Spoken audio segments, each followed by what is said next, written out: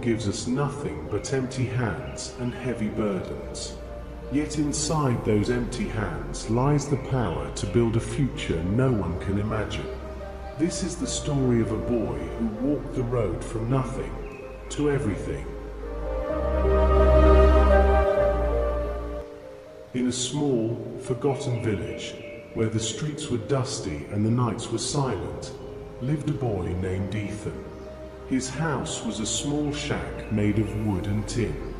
The roof leaked every time it rained.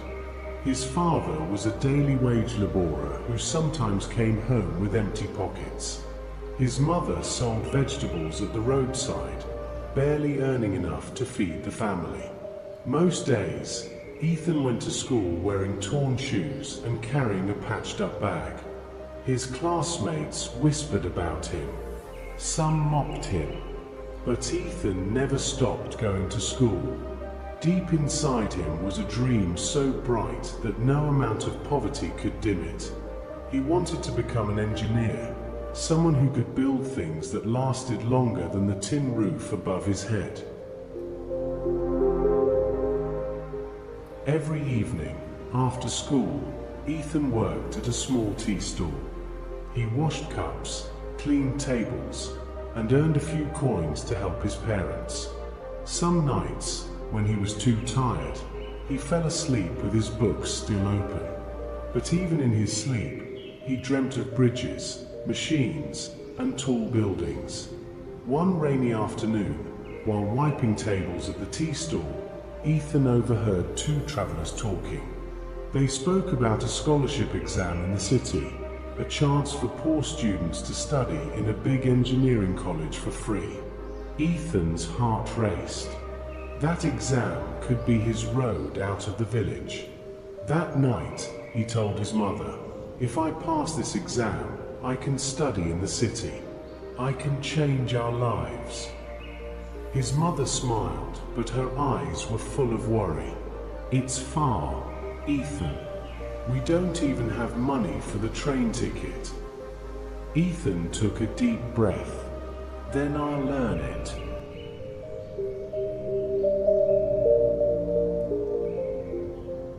From the next day, he began working double shifts.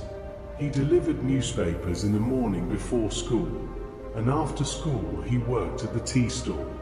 He saved every coin in an old jar hidden under his bed. His classmates still mocked him. "You think you can compete with city kids?" they sneered. Ethan simply smiled and kept studying.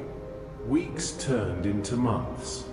The scholarship exam day finally arrived. Ethan woke up before dawn, dressed in his cleanest shirt, and took the train to the city with the coins he had saved. The city was overwhelming. Tall buildings, busy roads, and people rushing everywhere. But Ethan walked into the exam hall with steady steps. The test was tough. Many questions seemed unfamiliar, but he remembered all those nights under the dim lamp, all those mornings delivering papers. He wrote every answer he knew with focus and courage. When he came out, the sky was turning orange. He stood at the station holding his empty wallet, unsure of how to get back home. A kind old man at the station noticed him and offered him a spare ticket. Ethan thanked him, tears in his eyes.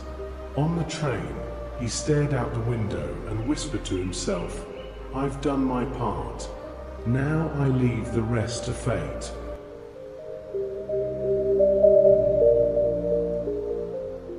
Weeks later, a letter arrived at his house. Ethan tore it open with shaking hands. He had passed. He had been awarded the scholarship. His mother cried with joy. His father stood silent, his eyes wet but proud. The journey in the city was not easy either. Ethan had to work part-time jobs to pay for his food and books even though his tuition was free. He cleaned library floors, worked in small restaurants, and sometimes went hungry. But he never stopped studying.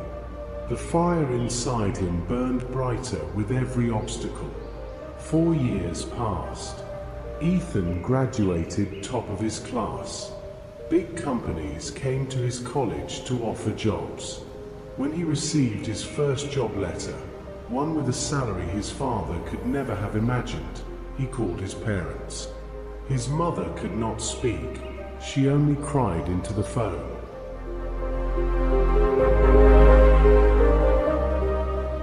Years later, Ethan returned to his village, not as the boy with torn shoes, but as an engineer with a plan.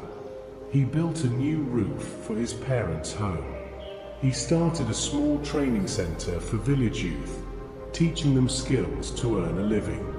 The same people who once mocked him now looked at him with admiration. One evening, standing near the same tea stall where he had once worked, Ethan looked at the road stretching into the distance. It was dusty, uneven, and full of stones.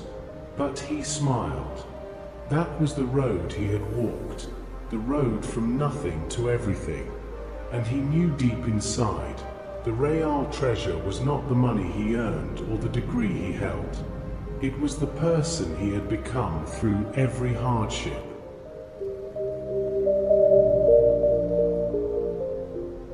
Moral of the story: the journey from nothing to everything is not about miracles or shortcuts. It is about courage, discipline, and the refusal to give up when life tests you. Poverty, mockery, and obstacles cannot stop a heart that believes in its own dream. Each step you take, no matter how small, builds the bridge to your future.